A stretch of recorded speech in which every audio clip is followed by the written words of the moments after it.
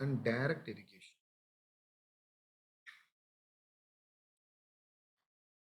So I hope most of you might have come across this direct irrigation because nowadays this is the major thing that has been in practice.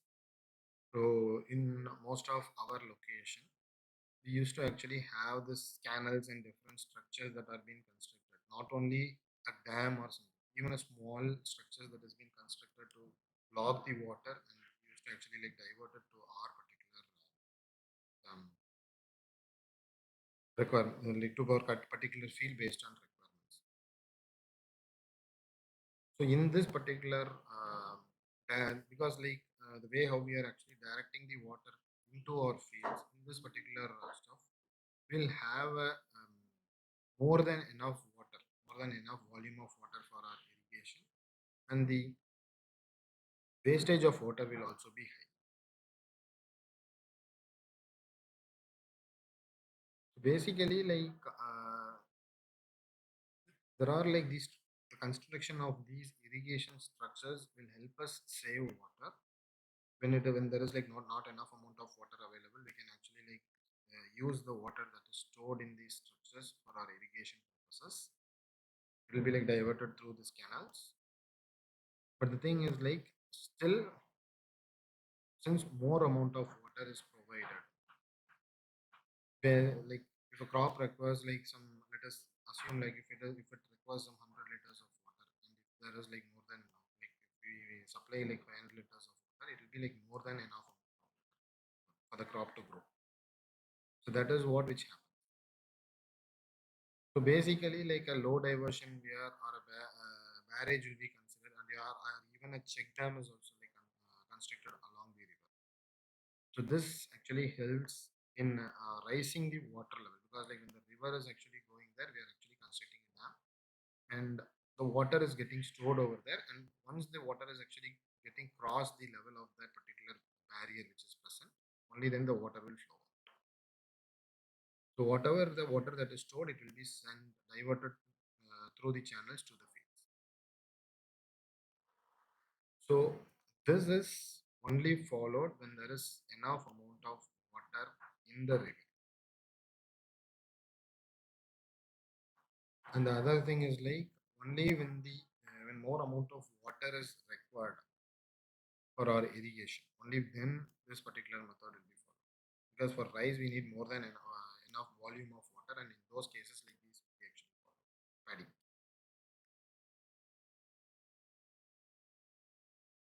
So basically, they used to construct a small structure along the river, and they used to divert the water. So that is how it is actually happening. But this they are doing it in a manual way.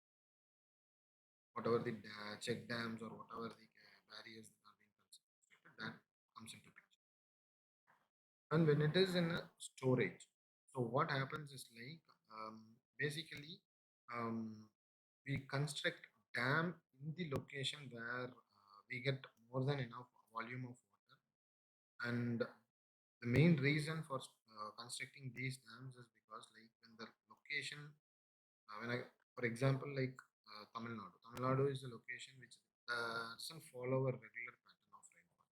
1 year Tamil Nadu will receive more volume of rainfall. Consider Chennai. 2015 there was a flood, and suddenly next 2 years there was no huge rainfall. But this year there wasn't more than enough amount of rainfall. Similarly, a dam will be constructed in the locations where there is no regular pattern of rainfall followed. Whether there is no irregular pattern of rainfall, area that is experiencing an irregular pattern of rainfall. And in those cases, dams and other structures will be constructed. And from these constructions, that is from these dams, based on the requirements, we actually send the water to the fields. So whatever the artificial method it is, we actually store the water either using dam, canals, weirs, check dams, or whatever the structure it is actually present. We construct those structures and we send water to the field based on the requirements. Lift and well irrigation, as I said, we are not having enough amount of water. We use a pump or any manual mechanism to extract the water from the underground or well, and we used to use it for our purposes. So there is another thing which is called as surface irrigation. So what they used to do it in surface irrigation.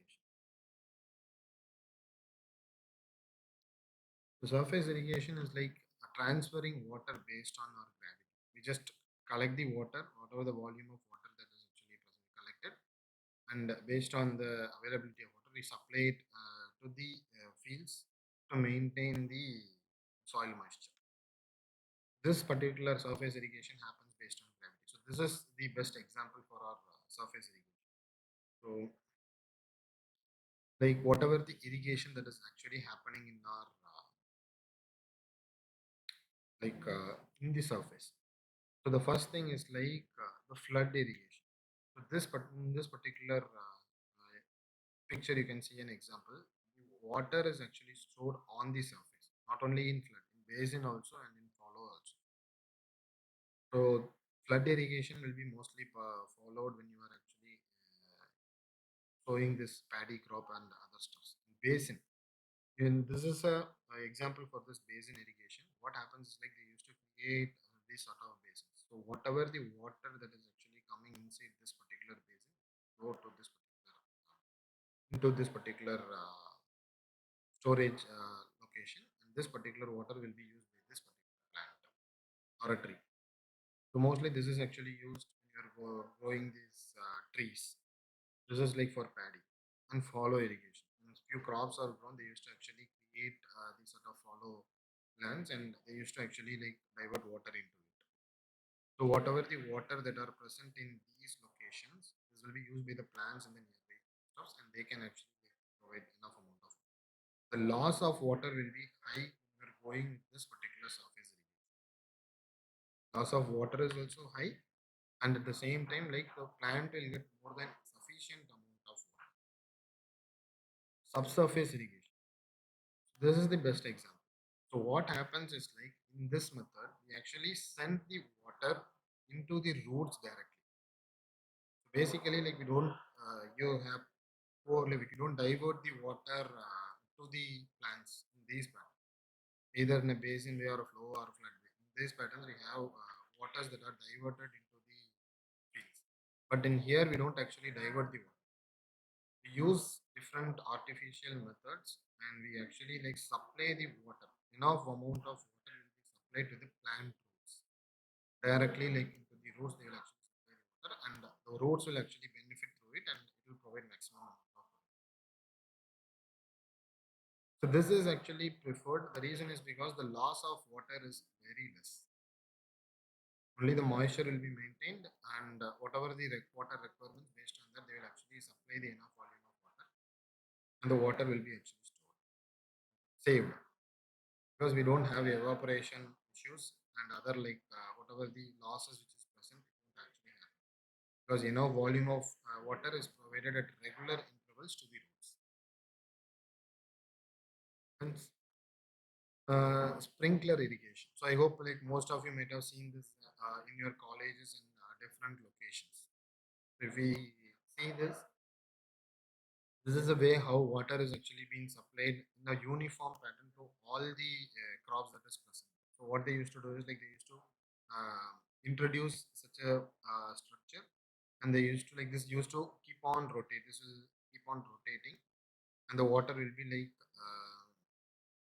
supplied in a form of a radius to the particular surrounding locations. So that is how this sprinkler irrigation is actually. The water will be sprayed to all the crops based on the requirements. They used to set all those timings, and based on that, the water will be actually circulated to all the crops. And in here also, the volume of water getting the loss of water can actually be reduced because we actually try to maintain the soil moisture, and we don't try to maintain the volume of water in that particular surface. We don't need a flood flood um, we don't need a flooded kind of a scenario to grow this particular grass, or we don't need such a scenario to grow these plants. In those cases, we can actually use sprinkler irrigation. and drip irrigation. So this is what which is being followed in nowadays recently. They used to say there's a Stottenier person or something like that. What they used to do is they used to put all these. They used to send a pipe through these crops roots, and they used to actually provide drops of water near the roots of the trees of the plants to support its growth. And in this particular way, we can actually reduce more uh, volume of the more loss of we can reduce the lossage of water, and we can save enough amount of water. This is followed mostly in locations where there is no enough amount of water. And even in deserts also, like people are trying to do this particular thing. You can see a better example over here in this particular pictures. So this is how the water has been actually sent to these particular plants as a closed network to make use of the water effectively. And these are some of the examples. So we have different dam structures that are actually present all over India, and there is a dam near Tirunelveli, Satanur. When you go with Salem, like we can find the Metur Dam. And there are different dams that are present in India. Like there are so many dams. So one question which I would like to raise you is like how many dams are actually present in India and in Tamil Nadu? To get us the list of dams and have a description about, give a small uh, description about the largest dam in India. You have to actually give a write up, maybe like 1 or 2 pages about the dam, largest dam in India, and for what are the purpose it is actually used. What is the volume of water which is present over there, which has to be actually saved. Sorry, what is the total volume of water that can be stored in that particular dam, along with the other facility. Because like every dam they have the hydro power plant. What are the stuffs that are present over there? Each and everything we have to actually uh, give it in that particular write-up. So Metur, Satanur, Manimuttar, Krishnagiri also there is one dam. Yeah.